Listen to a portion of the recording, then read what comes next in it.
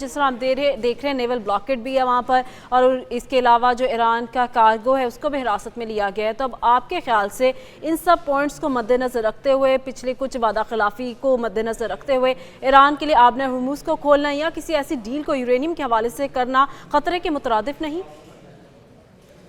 देखें, जंग से आगाज से लेके ना अब तक अमेरिका ने सूरत हाल को ना हमेशा मिस कैलकुलेट किया है। मतलब जंग भी उसने मिस कैलकुलेशन के ऊपर ही की कि मैं आते ही रजीम तब्दील कर दूंगा और एक हफ्ते के बाद जैसे वेनेजुएला के अंदर हुआ था वैसे ईरान के अंदर भी सिचुएशन बन जाएगी। लेकिन वैसा हुआ नहीं है। ईरान ने हर मोड़ पर उनको एक सरप्राइज दिया है। और इस वक्त भी जैसे जसपाल साहब फरमा रहे थे कि ईरान जो है वो टेबल टॉक का मास्टर है।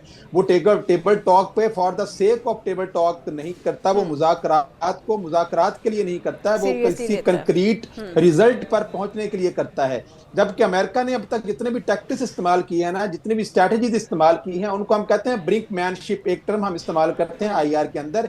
ये बिल्कुल ऐसे ही होता है कि बहुत तेज रफ्तार दो गाड़ियां एक दूसरे की तरफ आ रही हैं और देखा जाता है कि हु विल ब्लिंक फर्स्ट, कि कौन पहले अपने रास्ते को तब्दील करता है। तो जो पहले रास्ते को तब्दील कर लेता है तो समझा जाता है वो पसपाई इख्तियार कर गया है। बिल्कुल इसी तरह से इस वक्त दोनों जो फ्री कैन है ना, वो अपनी अपनी स्ट्रैटेजीज जो है वो अप्लाई कर रहे हैं, जिसके अंदर मिक्स सिग्नलिंग आपको नजर आ रही है, कैलकुलेटेड जो है वो पोस्चरिंग आपको नजर आ रही है। अवाम के लिए धमकियां भी आपको नजर आएंगी कि अवाम को भी खुश रखना है, और अंडर द टेबल जो है वो सीक्रेट टॉक्स भी हो रही हैं। ये बिल्कुल ऐसे ही है जैसे क्यूबा के अंदर 1962 के अंदर क्यूबन मिसाइल क्राइसिस हुआ था, जिसके अंदर सोवियत यूनियन और America eyeball to eyeball आ चुके थे और दुनिया ये समझ रही थी कि कल कोई एटमी जंग होने वाली है और पूरी दुनिया तबाह हो जाएगी। लेकिन उसके अंदर फिर सीक्रेट डिप्लोमेसी थी, वो अपना काम कर रही थी। और अल्टीमेटली इस वक्त भी ईरान और अमेरिका बिल्कुल उसी सिचुएशन के अंदर eyeball to eyeball खड़े हैं। अब देखना यह है कि क्या इस्लामाबाद के अंदर जो सजने वाला स्टेज है, क्या वो इन दोनों फ्री कैन को किसी ऐसे दरमियाने रास्ते पर ले आएगा जहां पे ये दोनों फ्री कैन है एक दूसरे की जो डिमांड्स हैं उनके साथ एग्री कर सकें। असल में nothing is agreed until everything is agreed. जब तक जितने भी नकात है ना इस वक्त ईरान की तरफ से जो डिमांड्स दी गई हैं वो सारी की सारी एक दूसरे के साथ लिंक करती हैं, जिसमें से 4 डिमांड्स आपको इकोनॉमी के साथ और मनी के साथ लिंक करती हुई नजर आती हैं।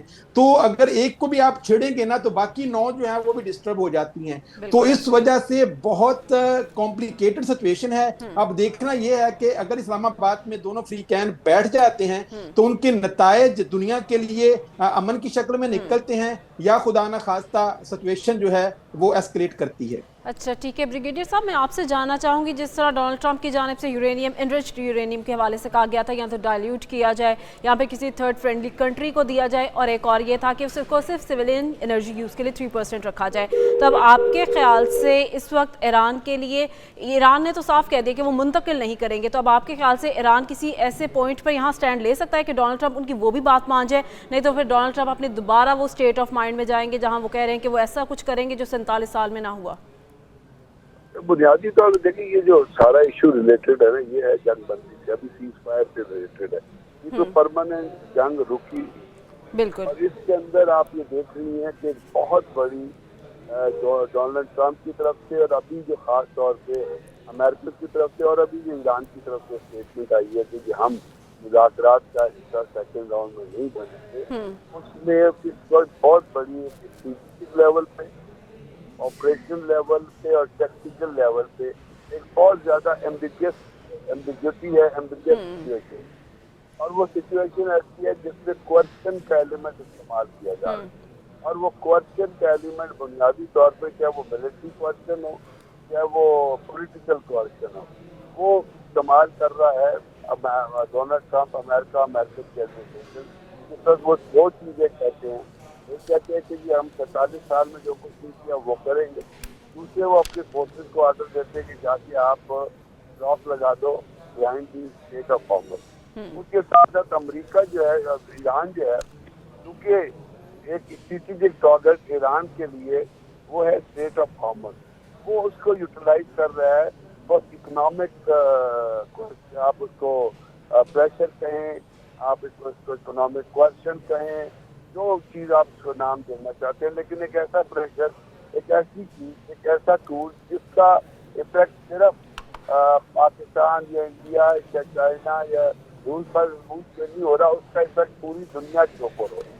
अब यहाँ पे सवाल ये पैदा होता है कि जब किसी भी ऑपरेशनल एनवायरनमेंट में ये तीनों चीजें जो है ये एम्बिगुअस हो जाएं, इनके अंदर कोई क्लैरिटी नजर ना आए, इनके अंदर कोई डेफिनेट डायरेक्शन नजर ना आए, तो उसमें आप ये सोचिए ये जो जंगबंदी खत्म हो रही है, इसके ऊपर कौन सी स्टेटमेंट ऐसी आएगी, कौन सी ऐसी डेवलपमेंट होगी टेक्निकल लेवल पे, ऑपरेशन लेवल पे या स्ट्रेटेजिक लेवल पे, जिससे बेस करके अमेरिका ये कहेगा कि हमने जंगबंदी को ये ब्रिगेडियर साहब इम्पोर्टेंट पॉइंट कि डेवलपमेंट ऐसी कौन सी आएगी। मैं ज़रा इसी बात को आपकी बढ़ाना चाहूँगा आगे। डॉक्टर जसपाल साहब, क्योंकि ईरान चाहता है कि उस पर सैंक्शंस हट जाए, और जैसे पहले भी बात हुई और आपने भी शायद इसका जिक्र किया कि ईरान को तो ये यूरेनियम का कभी इशू था ही नहीं, इवन वहाँ पर तो अली खामनाई साहब का फतवा था कि हम कोई ऐसा हथियार नहीं बनाएंगे। अब मसला ये है कि जो सिचुएशन बन गई है मशरक़ वस्ता के अंदर, ईरान पहले से मजबूत एक इमेज के साथ उभर आया है, उसने एक भरपूर सुपर पावर का मुकाबला कर लिया है। क्या ये सारी डील तय होने के बाद जीसीसी ममालिक या मशरक़ वस्ता के अंदर जो अरब स्टेट्स हैं वो ऐसे ईरान को एक्सेप्ट करने के लिए तैयार हो जाएंगे जिस पर सैंक्शंस भी हट जाएं और जो पहले से ज़्यादा मजबूत हो? देखिए, जीसीसी ने बड़ा रिस्ट्रेंट शो किया है और उनकी पॉलिसीज बड़ी क्लियर है, क्योंकि ईरान के साथ वो कॉन्फ्लिक्ट में नहीं जाना चाहते और वो समझते हैं कि अगर ईरान ग्रो करता है या सैंक्शन से निकलता है या इस जंग से ख़त्म होती है तो उनके फ़ायदे में। अगर वो ईरान को एक्सेप्ट ना करते होते या ईरान के बारे में उन्होंने भी तो एंटिसिपेट किया होगा, जिस तरह आप और मैं भी कर रहे हैं कि जी अगर सैंक्शंस हटेंगे ईरान की इकॉनमी ग्रो करेगी और उसकी टेक्नोलॉजी और मिलिट्री पावर बढ़ेगी।